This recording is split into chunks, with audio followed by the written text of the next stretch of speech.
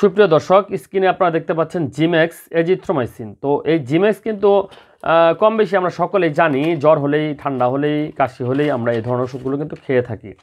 তো দেখেন এখানেও কিন্তু আপনার এই যে হোলোগ্রাম দেওয়া রয়েছে, এগুলো দেখে কিনবেন, কারণ এখন আপনার ওষুধেও কিন্তু আপনার প্রচুর পরিমাণে ভেজাল বা নকল চলে আসছে।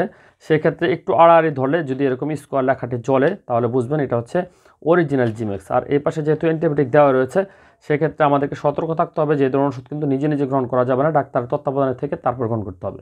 মূলত হচ্ছে যাদের টাইফয়েড, প্যারাটাইফয়েড জ্বর থাকে তাদের ক্ষেত্রে দেওয়া হয়ে থাকে, এবং ওটিটিস মিডিয়া, বিশেষ করে নাক কান গলায় কোনো ধরনের ইনফেকশন, টনসিলাইটিস, ফেরিনজাইটিস, গলা ব্যথা এবং প্রস্রাবের মূত্রজনিত সংক্রমণ, গনোরিয়া, সিভিলিস, আপনার এই ধরনের সমস্যার ক্ষেত্রে, এবং কাটাছেঁড়া, ক্ষতস্থান শুকানো, এবং যাদের দাঁতে ইনফেকশন রয়েছে এবং ত্বকে কোনো ধরনের সংক্রমণ, চুলকানি, মোট কথা হচ্ছে আমাদের মানবদেহের জন্য খুবই ভাইটাল একটা গ্রুপ হচ্ছে এজিথ্রোমাইসিন গ্রুপ।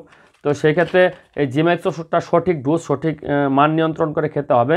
এটা খাওয়ার নিয়ম হচ্ছে প্রতিদিন 1 থেকে 2টি, সেক্ষেত্রে ডাক্তার নির্দেশনা অনুযায়ী গ্রহণ করতে হবে। তো এভাবে আপনাকে 7 থেকে 14 দিন কিন্তু গ্রহণ করতে হবে। 1টা 2টা খেয়ে ভালো হয়ে গেলেন, বাদ দিলেন, এরকম কিন্তু হবে না। অনেকে আছেন কাশি, ঠান্ডা, সর্দি, জ্বরের জন্য খান, তো 1টা 2টা খেলে জ্বর কমে যায়, তখন সেটা বাদ দেন। পরবর্তী সময় কিন্তু আর এই ধরনের ওষুধ আপনার কাজ করবে না। তো এখন এই জিমেক্স কিন্তু আপনার পার ক্যাপসুল বা ট্যাবলেটের দাম হচ্ছে আপনার 45 টাকা, এর আশেপাশে। পাশাপাশি সিরাপ ফর্মেটেও বাচ্চাদের জন্য পাওয়া যাচ্ছে।